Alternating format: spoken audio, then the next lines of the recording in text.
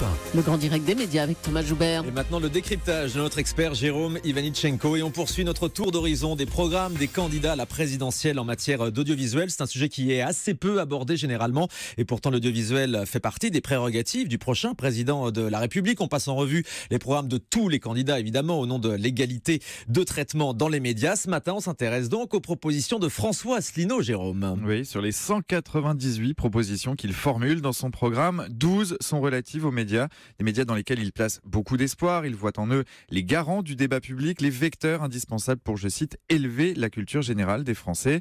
Pour atteindre ce but, il propose de transformer l'encadrement des entreprises de presse, leur rendre l'indépendance dont elles ont besoin. Il veut d'abord reconnaître officiellement le pouvoir médiatique comme un quatrième pouvoir, après l'exécutif, le législatif et le judiciaire. Comme d'autres candidats, pas question pour lui de mélanger information et marchandisation. Il inscrira dans la Constitution l'interdiction pour les grands groupes de devenir propriétaires de ce qu'il appelle les médias de masse. Quant au CSA, avec François Asselineau, il deviendra la CSA. Le Conseil supérieur de l'audiovisuel deviendra la Cour supérieure de l'audiovisuel, constituée exclusivement de magistrats professionnels. Elle aura notamment pour mission de veiller au pluralisme, mais aussi d'organiser de grands sondages sur Internet pour savoir précisément ce qu'attendent les téléspectateurs, et notamment sur le service public. Justement, d'ailleurs, pour France Télévisions, François Asselineau a des pistes de réflexion très précises. Oui, pour lui, le service public ne remplit pas ses missions actuellement. Il devrait avoir un rôle d'émancipation et d'éducation populaire, devrait s'extraire de la course à l'audience engagée avec les chaînes privées.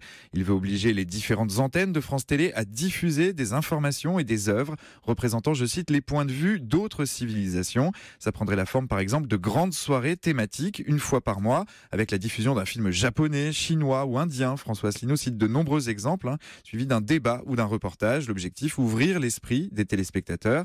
Enfin, proposition surprenante, il veut renationaliser TF1. Pour lui, la chaîne la plus regardée de France doit être la garante de la formation et de l'éducation de l'opinion publique. À ce titre, elle ne doit pas être entre les mains d'un groupe privé. Si François Asselineau arrive à l'Élysée, TF1 fera donc partie de France Télévisions et sera placé sous l'autorité d'une nouvelle entité, le SPIC, le service public de l'information et de la culture, qui organisera son financement et veillera à faire respecter ses missions. Le SPIC donc. Quelle est sa perception de la télévision actuelle à François Asselineau ? Eh bien, le magazine TV Mag lui a demandé de détailler ses goûts télé le week-end dernier. Il faut avouer qu'ils sont un peu empreints de nostalgie. François Asselineau regrette L'heure de vérité de François-Henri de Virieu. Pour lui, la meilleure émission politique jamais diffusée. Il en profite d'ailleurs pour adresser quelques tacles au programme consacré au débat public pendant cette campagne. Sans citer de nom, il déplore des émissions teintées de dérision, une espèce de music-hall qui n'est pas conforme à l'importance du sujet et qui contribue à dégoûter les Français de la politique.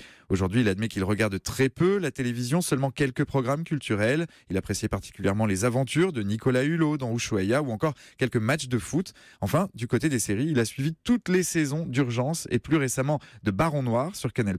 Baron Noir dans laquelle il a même cru reconnaître certains de ses propos. Décidément, la série Baron Noir à la cote chez les politiques. C'est tous la série qu'il cite en référence. C'est une série qui abordait justement les coulisses de la politique. Merci beaucoup Jérôme. On vous retrouve demain. Ce sera le programme de Jacques Cheminade. Demain, on verra qu'il doit aimer les frères Bogdanov, a priori, puisqu'il est assez fan des extraterrestres, Jacques Cheminade.